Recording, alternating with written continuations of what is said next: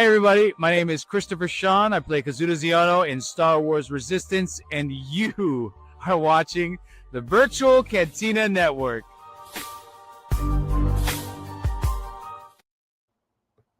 Well, it's nice to see you, Christopher Sean. Thank you for that intro. It was really nice to see you. Hi, we are the Jedi Archives. We do reviews of comics. We do other fun Star Wars stuff. My name's Jonathan. And I'm Obi Mike. And today we have for you the Star Wars High Republic, The Edge of Balance. This is the third manga of pretty much all Project Luminous, all the High Republic stuff. Volume 3. Yeah, so pretty cool. We pretty much wrapped up most of the High Republic stuff on here. We have some other, maybe some little things to wrap up, but we've done 99% of it. So it'd be cool to get into this. And this is a fun read. What did you think of the read, Mike? I enjoyed it because it's closing it out. It's wrapping things up, and we're getting down to the end of it. And of course, I've already finished reading everything, so I already know how everything ends up. I really enjoyed this. I wish I had read this in. I read the mangas after I finished reading all the books and all the comics, so a lot of stuff is like out of order for me. But I wish I had read it in line with when things were happening. That's one thing about all the High Republic Project Luminous stuff. There's no way to read it in order. I mean, even if you try to, they messed up a few times and did stuff out of order. Yeah. Like stuff was delayed. So it's just, I don't think there's a single person on the planet who read it in order. It's just too hard. It was too hard. Many different things. Too many. It's just little. You know what?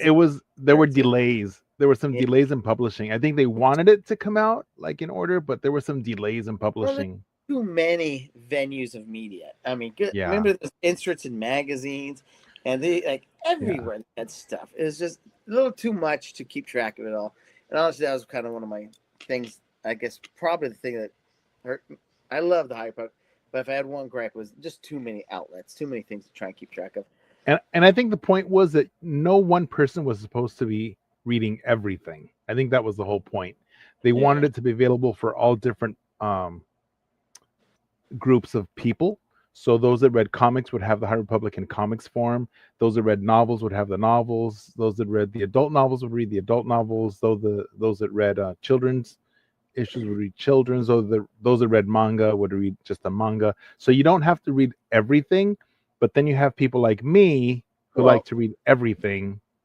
I mean, they're speaking to a Star Wars audience, and one thing about the Star Wars audience is that we're collectors.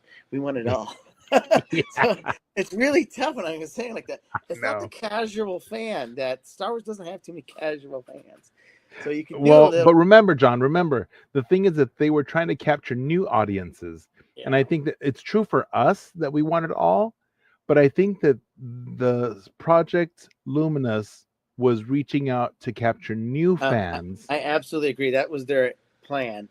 But for people like me and you, it's a little tougher to catch it all because it's all over. It wasn't it wasn't just, maybe I'll catch this. Maybe I'll catch this. You literally just said, I wish I read it in order. So I did. Although I do enjoy it all. I did read it all. I do love it all. And I'm not going to lie. The High Republic is one of my favorite Star Wars projects of all of Disney. Well, I think it's got to be the largest story in terms of text, like out of everything. Even like all the other Star Wars stories, there are a couple books or something like that. This was massive. I have it was a lot. So they put a lot of thought and effort into this. So I really appreciate all the thought behind it because it spans years of planning. So this is the one Star Wars project that was well thought out and planned out well in advance, that has a beginning, middle, and end, and it's not piecemealed, and you can tell. So I appreciate that a lot. Yeah. So they did a good job at it. Some people might not like everything, but they did a good job at it. At the end of the day, it made sense. It's not like some other stuff we won't talk about. That's like, this doesn't make sense from book to book, movie to movie. This all made sense together, flowed well.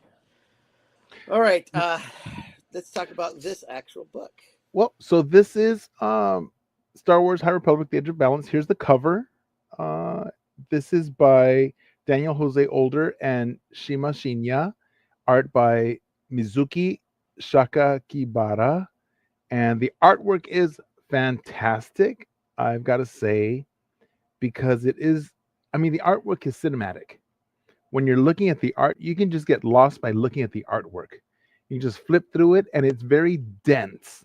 So you get a lot for your money's worth. When you get this volume 3, I felt like it was so dense. There's a lot of text in it, first of all, a lot of characters, like in all of High Republic, but I think more so in this volume than in other volumes. There's a lot of story, but it's not as confusing as some of the novels were, in my opinion. What did you think, John? Well, to me, I thought a lot of that it's still a fairly quick read. Some people will be a little Mhm. intimidated when they see mangas because they're look kind of like books, and Yeah, so. But when you read it, it's about 4 comics worth, kind of. It goes. If you read 4 comics, you're gonna read it about the same time. I read in like 30, 40 minutes, so you can do it pretty quickly. It hmm flows nicely. There's no breaks like if you had 4 comics. It's like one flow, so that was nice. Um, and isn't it beautiful? I mean, the well, artwork. there's something to be said about manga. How this is just generally in manga. How it is all black and white.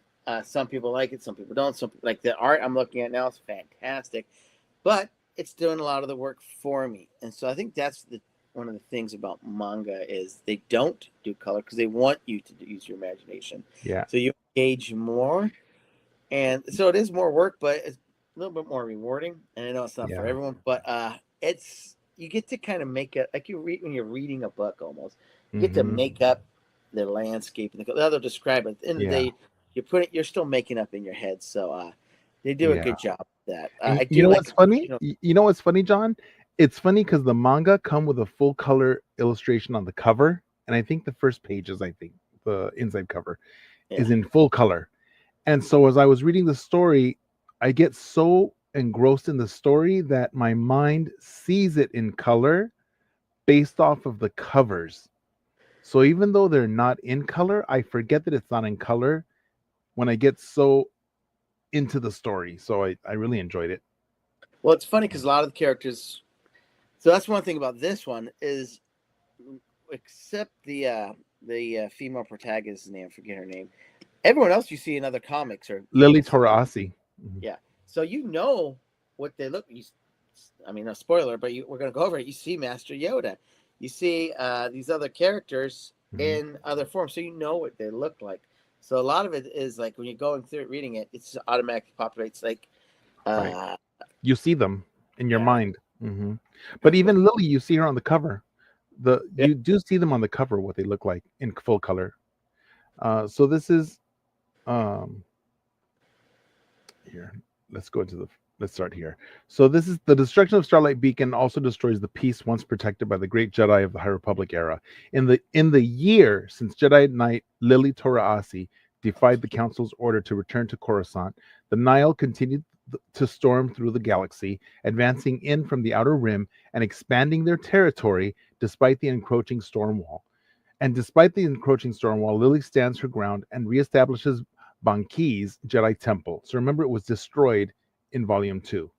Banki is not to be abandoned, and its long held secrets begin to unfurl as Jedi Master Arkoff returns to connect the pieces to a mystery long buried. So, Arkoff, on the cover of this volume, is spoiler alert, Aslan Aslan's master.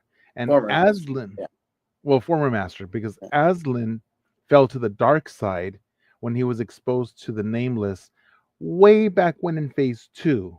Remember, phase 2 is before phase 1 because they go kind of like modern time, prequel, and then sequel. So it follows that pattern. So, and Aslan Rel should 50 have years been dead a ago, long something time like ago. that. Huh? Like 150 years ago, something like that, Yeah. right? And Aslan Rel's a human, so he should have been dead by now, but he's not. So something about the dark side has sustained him, and he's still alive, much the way that the Emperor's still alive, or that the dark side's able to keep them living much longer in unnatural ways. Um, Well, it's cool because like you see a gray Wookiee, and really, I don't associate as an old Wookiee. I associate as like a polar bear, like just a different kind of subspecies of Wookiee or something. Uh, but it's cool. He's an old Wookiee. I mean, Yeah, he's he has old. a Padawan that's over 150 years old, so like he's an old Wookiee. So it could just be like he's gray-haired Wookiee. So it's kind of cool when you see it, but take it as look at like it Yeah, like because that. he was. I think he was already old when he was Aslan's master, Yeah. right? He Well, was the already funny old way thing is, back then. those are black and white, so you can't see. You have to imagine that. So those are some of the fun things about Mhm. that. So here we have the artists, the creators, Daniel Jose Older, and Daniel Jose Older's. He's definitely a comic book artist, comic book story writer. So he's really good at this genre. Yeah. I love his work. Featured characters. It doesn't have all the characters, but we have Arkoff, who is a Wookiee Jedi master. Or he's not a master, is he? Yeah. If you have a Padawan, don't you have to be a master? Or a not? Yeah, but I think Aslan Rel tells him. Oh yeah, he does. He is a master.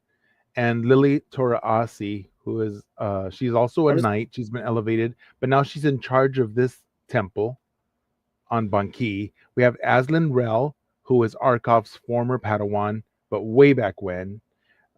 We have Baron Bulin, whom we know is from he's the mad scientist. We have DD1A, one of the little droids. Nima is one of the younglings who's on the working with planet. Lily. Hmm. And the other little boy too. They don't show him here. And then we have Niv Drendal Aprok, who's one of the scientists who's working under Bulin. It's like one of the assistants. And there's some other characters that don't show up here, like Yoda and the doctor who comes back to the planet, and Uh, Sav the Jet Maligan. Staff, yeah. Mhm. And also the Bankians themselves, which you call them little penguins, which is funny, but I thought they were little birds. But yeah, penguins are birds, so yes. I Uh, but they're the think they ones who have want to four protect. legs, though, right? They're like penguins with four legs, I think, right? But they're the native creatures from the planet, so they're Yeah. native beings from the planet. And so there's that. And I'm gonna.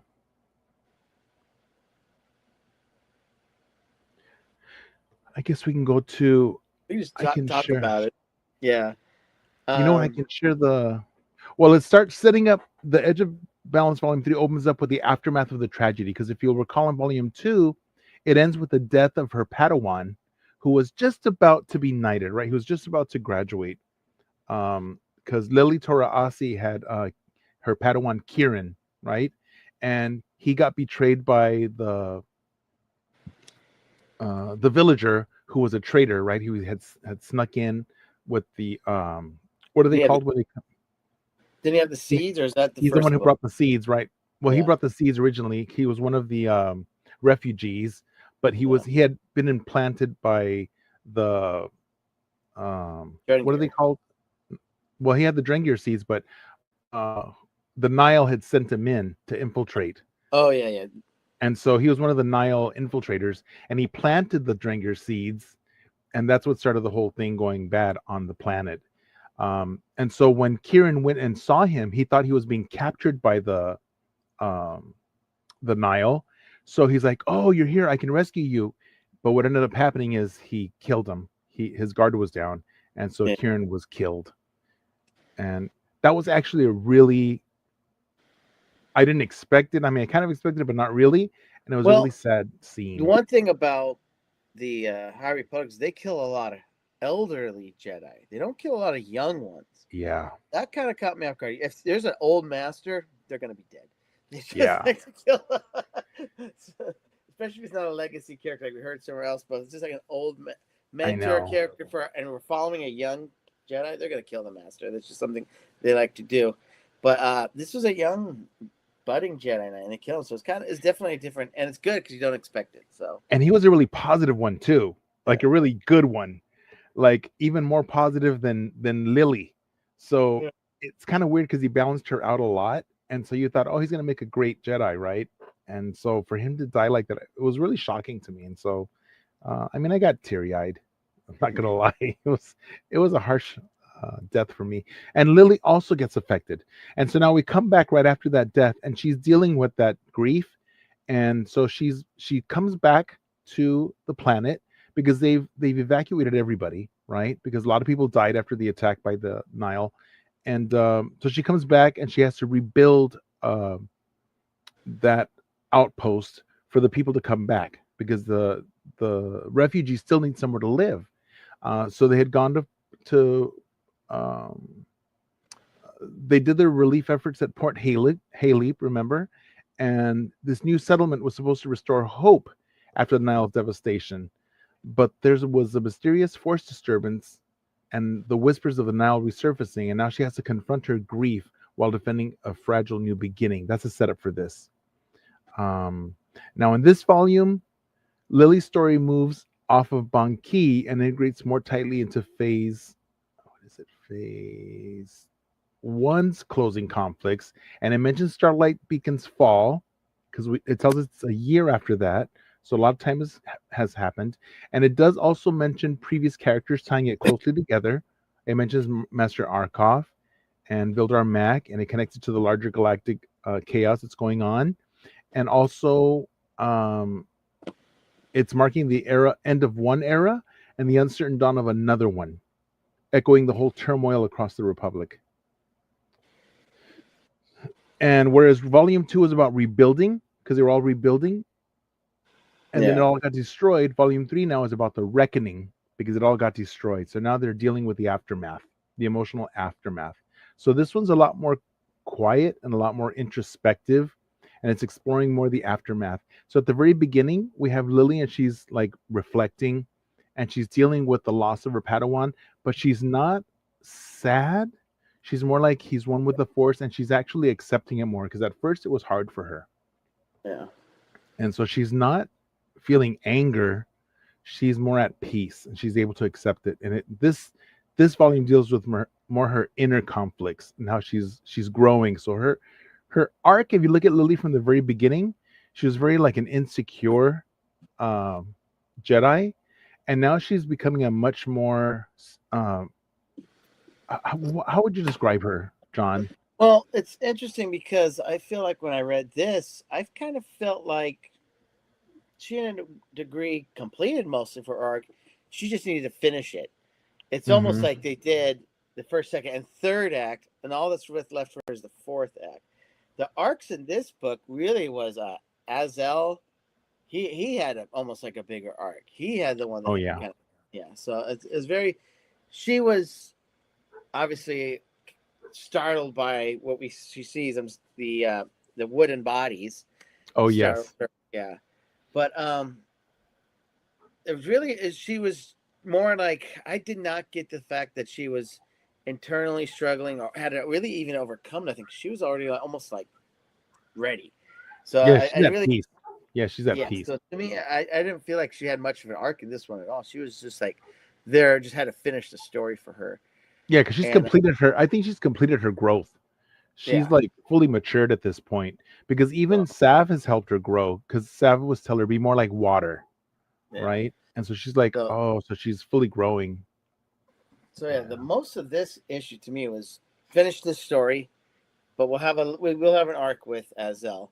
And I guess with Arkov too, we'll have a little arc, him more just dealing with his Padawan coming back and all that.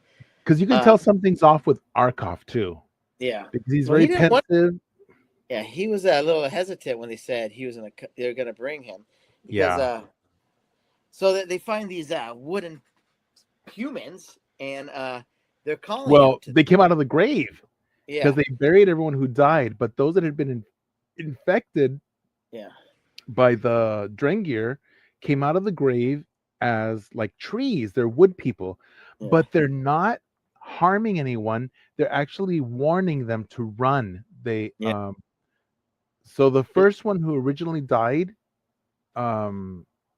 he tells them run, and the kids get scared and they go back. It's like, oh, he told us to run, and they go back. But then Lily's like, wait a minute, I'm not sensing any danger. Yeah, she's really in tune more with the Force, and she's like, I'm not sensing danger, so let's not jump the gun, and let's use our senses, the sense with the Force, and let's not attack. Let's wait and see if we can work together and see what's going on.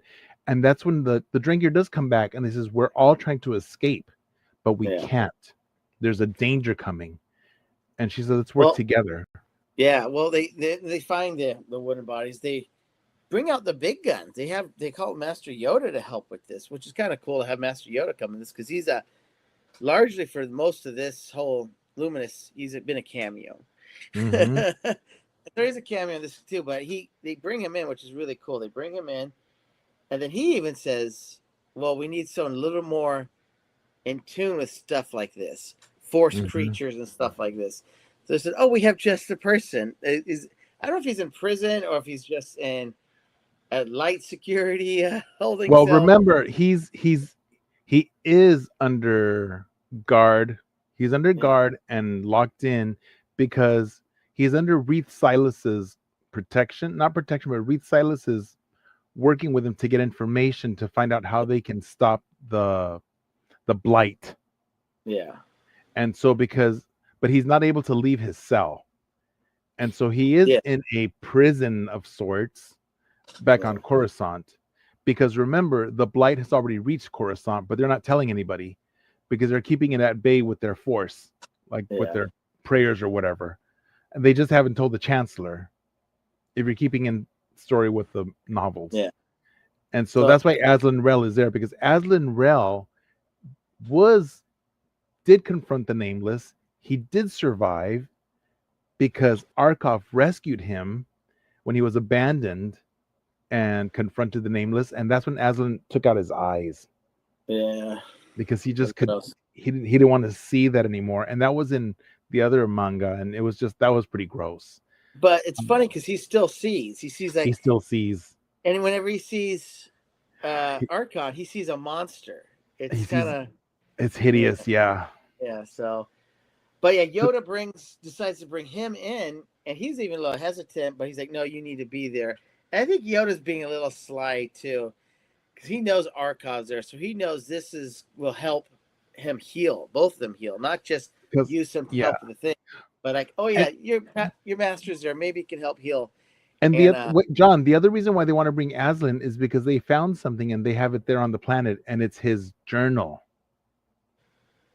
Remember, they have Aslan's journal on that planet in that archive, in that Jedi. It's in that temple, his journal. But is in this book? I don't remember that in this book. Yeah, it's in this book. Oh, must have. And so the thing is that Aslan doesn't even know that it's there, and it's when it was before he had turned to the dark side. So Yoda even says this needs to stay here, and the Nile can't. They don't want Baron Bulin to get it because they know Baron Bulin is experimenting, and he wants to find out the secrets of the Nile. I mean, of the Nameless. And so they want Aslan to come back to see if he can help decipher his notes, because he doesn't remember a lot of stuff because it was very traumatic for him. Yeah. And so that's why he wants to bring Aslan as well. And I thought it was funny that Lily just leaves the kids alone, and everyone's like, "Oh, you'll be fine." She's so much more easygoing now. So it shows how much she's matured, because before she never would have. Yeah, I don't see any conflict in her in this issue. It's like she's grown, she's ready, she knows. She really trusts the Force. Yeah. So they did a good job of getting her to that. So when you're right. Yeah. As I keep saying it's not Aslan, it's Azil Rel. Aslan Rel. Aslan Rel. They bring him to the planet, and that's when does he talk to Arkov first, or does he talk to the Drengir first? First when Lily gets when Lily leaves and gets to Coruscant, and Yoda says, "Well, Aslan, you have to go." He's like, "Are you sure?" He's like, "Yeah." He's like, "And Reith, you're gonna go with him." And he's like, "Are you sure?" He's like, "I need to do this." He's like, "No, you need to go." And he's like, "Okay." And you know what? I'm gonna go with you just for good measure. So that's when Yoda decides to come in, and we're like, "Oh shoot, we're gonna get Yoda too! Like, not just a cameo. He's gonna be part of the story." He comes back, and he does talk to Arkoff, but Arkoff really doesn't want to see him, because when he sees him, every time he sees him, remember, he sees that monster. Yeah. And then he does talk to the Drengir. Yeah, and that's when they go to the wooden bodies, and more pop up, but they sense nothing bad. But then a Drengir pops up, but they all want to fight, but then they sense it's really not hostile, even the Drengir. Well, Aslan wants to destroy them, and then Lily says, "No, wait, there's no danger coming from them. let's communicate. Very mature. Yeah, she's more mature than Aslo right now. Yeah, but and what I have here about her growth, it says this is all about Lily's renewal. In my notes, it says having lost her Padawan at home, Lily faces a survivor's guilt and questions her own ability to lead. However, her journey in this volume is one of reconnection to the Force and rediscovering what it means to serve as a Jedi beyond titles and temples. Because remember, she even apologized to Yoda for not returning because they had called for all Jedi to return. Yeah. And she did not. And she apologized to him. And he says, apologize for what? You were following the will of the Force. So that was your calling to be here. So you don't apologize for anything. By guiding new settlers and younger Padawans, she evolves into a calm, grounded mentor, and her compassion is reshaped by tragedy. So this is showing. Yeah. She kind of reminds me of almost like Qui-Gon, the way she's kind of grown. Yes. Very sure herself. Very like the will of the Force will, all that stuff. So did a really good job. I got that feeling too, and it's weird because she's young. Yeah. So it shows how strong she really is. And she's got some of the coolest lightsabers, so they stick on her side. Oh, yeah, she does. I also have in my notes here about Master Arkov's return because he's been absent. And you know what it reminded me too? If you look at my shirt, what am I wearing? Acolyte. Remember, there was another Wookiee Jedi in the Acolyte. But remember, they kind of lose their way. So Arkov has lost his way, but this one has this volume talks about Master Arkov's return too, because he's kind of lost his way. Because even Aslan, when he sees him, he says, "You know what? I'm surprised." Because he tells him, "Let's go for a walk, the two of us." And because after they don't attack the Drengir, they realize that the Drengir say, "Hey, there's a danger coming for all of us. It's the Nile. They're going to come and attack, and we need to fight them off." And so then Arkov says, "Hey, you and I need to go for a walk." And he takes Aslan. When he grabs him by the arm, Aslan's like, no. He's frightened. He wants to fight him because he sees like monsters grabbing him, but it's just his his old master. And he's like, oh, I have to not see the fear. I have to face the fear. And so Arkov's presence offers a stabilizing counterpoint to Lily's doubts. His wisdom and gentle reminders of Jedi's purpose anchor the stormy, emotional, and thematically reinforcing the mentor-student bond that has always been the heart of the series. Now, that's true for Lily, but he has to find his own return to himself with his Padawan because he feels like he's a failure with his Padawan because he lost his Padawan. Well, they several times in it, they kept going back to flashbacks, right? Flashbacks of him like going to the dark side. So several times it was him having the flashback. So so you could tell it was I guess unreconciled demons. I don't know how you want to call it, but or like guilt, right? Yeah. And then I also have here in my notes new faces and subtle impact. While some new Jedi and settlers are introduced, they mostly serve as reflections of Lily's emotional journey rather than major players, making this volume feel personal, intimate, and ultimately character-driven, which is very true. Oh, did I lose you? You hear me? You broke up. Oh, there you are. I thought I lost you for a second. Yeah. So then, while Arkov is away with Aslan, they're walking. He just tells him, he's telling him about bringing him back to the light. And Aslan's like, you know what? And that's when Aslan tells him, you know what? I should be dead. It's been way too long. It's been way too many years. And Aslan tells him, I'm surprised. I expected that when I came back here that you would be in charge of this temple. Not that girl. She's so young. You're much older and wiser. Nope. Why aren't you? You hear me, John? Yeah, one of us is breaking up a lot. Yeah, sorry. You said I'm surprised you're not in charge, not Lily, and then that's all I got you. That's all I heard. Yeah, because he's so much older. Yeah. But then Arkov tells him no, but she's very, very wise, and she's got that emotional connection. But then Arkov starts telling him that he should bring him back to the light, and he's like, no, he's like the light is blinding, but he keeps looking at him. But then slowly, little by little, he starts to see Arkov. And Aslan starts to see more clearly, and he sees him the way he really is. So it looks like Aslan is going to come to the light. And for a moment, it's the whole way to fight back the nameless is you have to have courage, and that's what it is. So he's facing it and like trying to plow through the fear. So I think that's what helps him later on, as we'll get to there later. Yes. Spoiler alert. Yep. So and then pretty much we're almost to the end of my notes because I have the other thing I have to say is essentially, I guess we buried the lead, but essentially the Niles show up and we have a team up with Jedi and Drengir, which is very rare. Yes. And something I did not expect. And so that was kind of cool. They didn't show the Drengir doing a lot of fighting. They're really focusing on other people. As like we were saying, Azel takes the kids and they were going to run away, but then they get head off by Nameless. Yoda shows up and Yoda goes, "You time for you to step up and learn and become more in the light." And takes the kids. I said, "You handle this." And actually, Aslan tells the kids to go with Yoda. Yeah. That he's going to go back and fight. Yeah. So I mean, that's how Azel overcomes his fear of the dark side. And he defeats it pretty much easily, almost, right? Doesn't he just make it explode?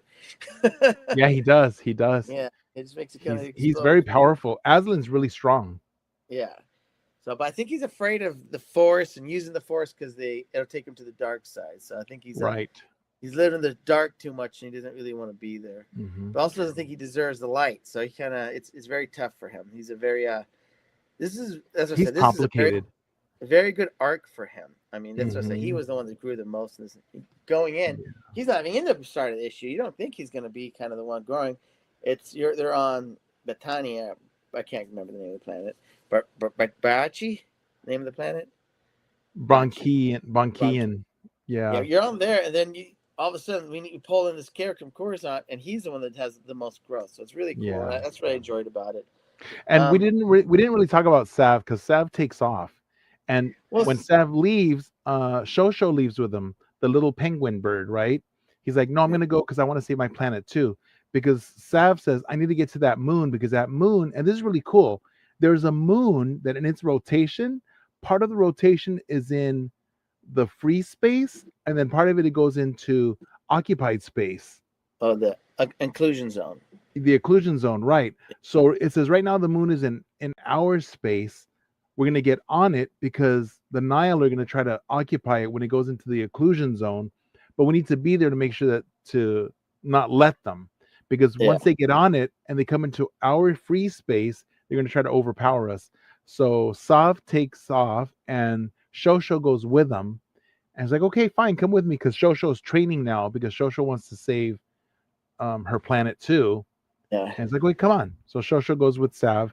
And they get to the planet and Sav blows up her ship. And Shosho's like, "What'd you do that for?" He's like, "Because we want the element of surprise." And Shosho's like, Shosho's like, "How are we going to get back?" "Oh, we'll just take one of their ships." It's like, okay. So then, but Sav loves blowing stuff up. When they're on the planet,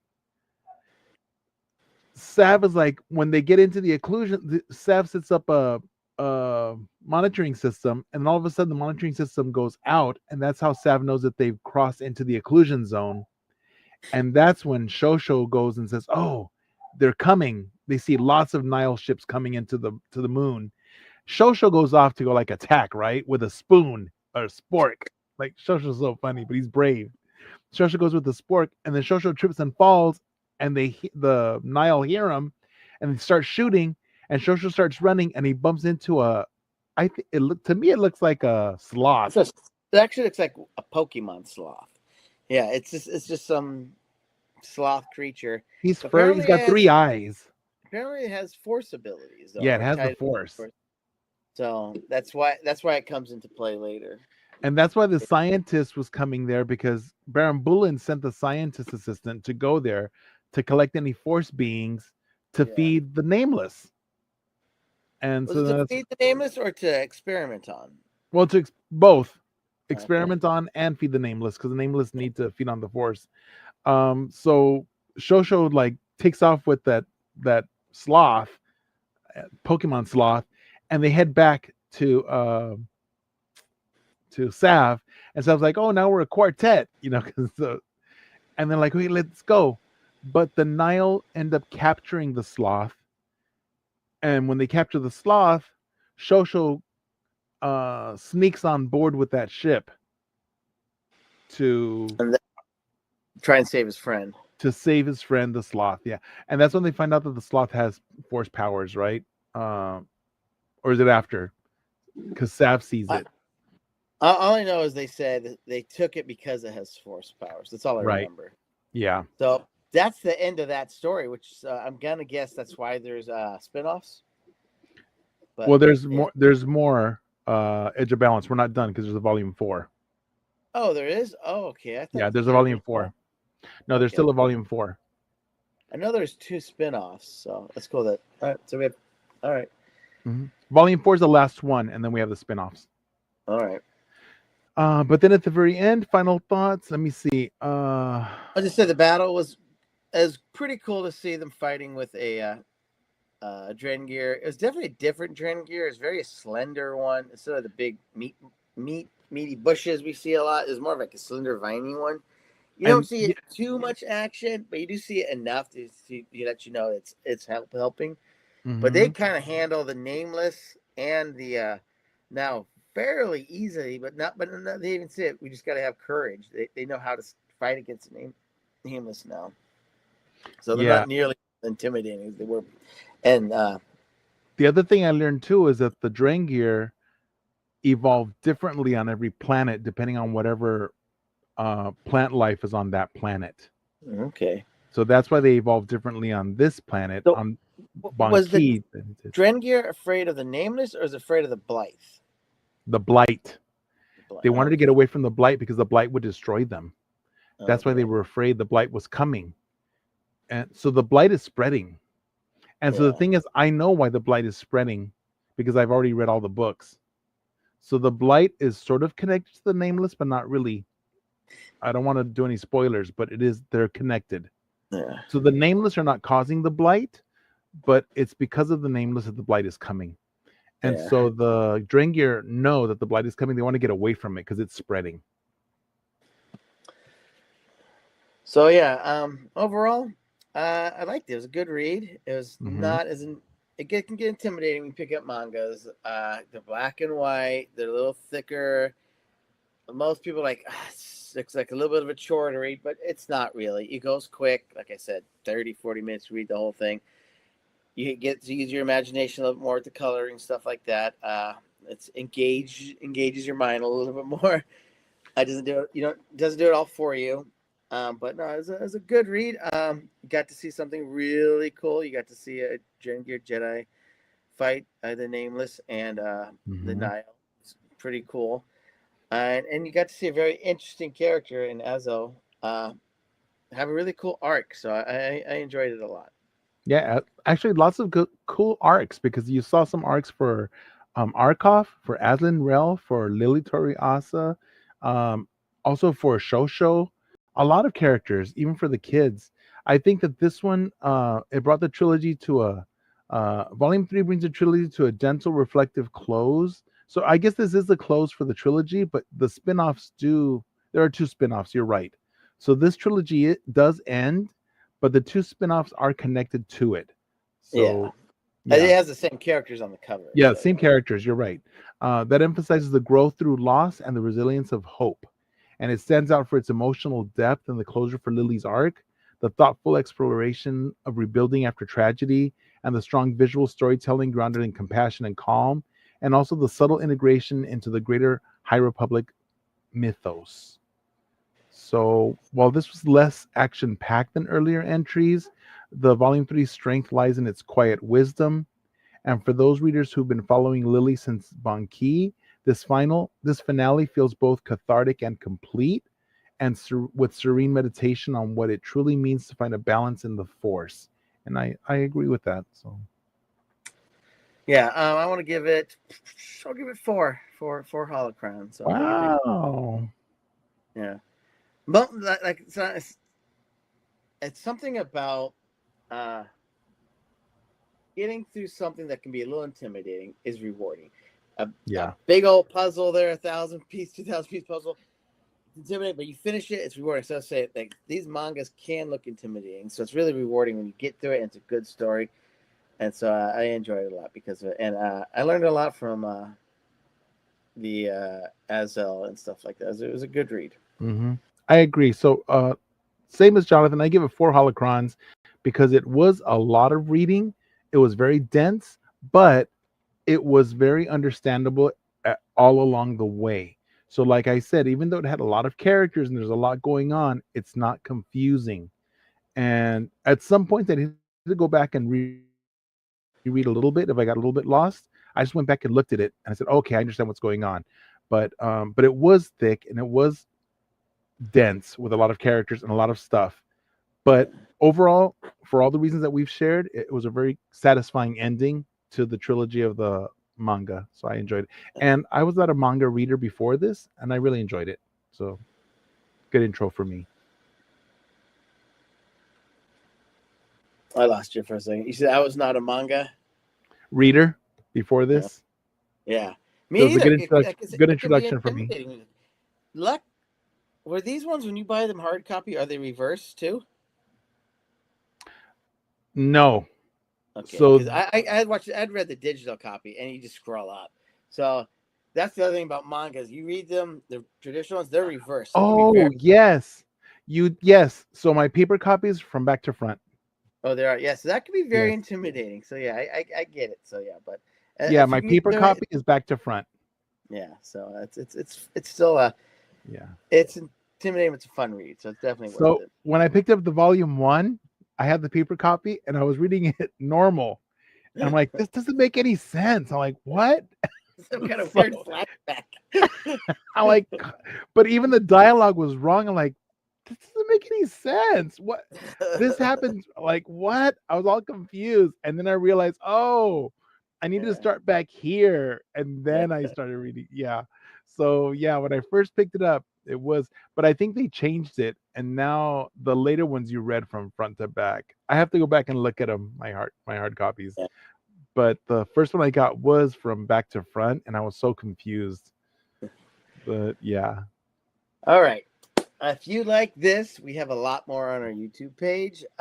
We do a lot of reviews, like I said. Please like, comment, subscribe. Most of all, like I said, comment. We really enjoy that. We will talk to you guys. Let us know what we were wrong, what you're right, we could disagree with. I really appreciate that. Also follow us on, let me restart this. Follow us on virtualcantinanetwork.com, as well as YouTube at Virtual Cantina Network and Instagram at virtual.cantina network, and on X at Cantina Virtual. And our mother page, Star Wars Celebration Los Angeles, almost to Japan. Star Celebration Los Angeles 2027.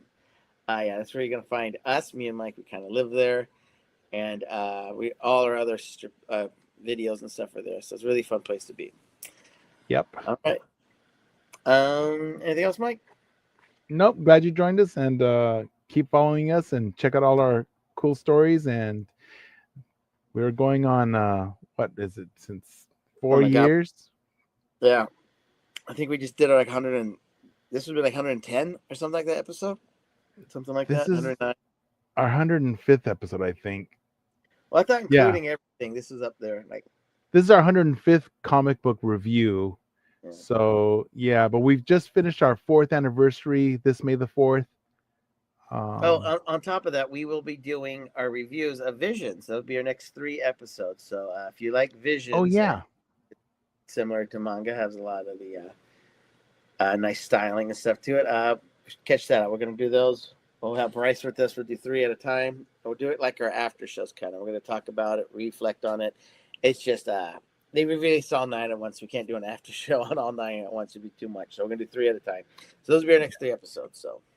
And they are fantastic. I just saw some of the episodes already, and they're just. I want to go back and watch the ones that are connected to it. So maybe you don't really have to. Yeah. Just FYI, because they're standalone stories.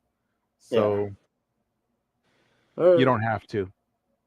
Okay. All right. They're not continuations, but you'll enjoy it. Yeah. All right. Well, thank you for watching, and may the Force be with you. Live long and prosper. For light and life.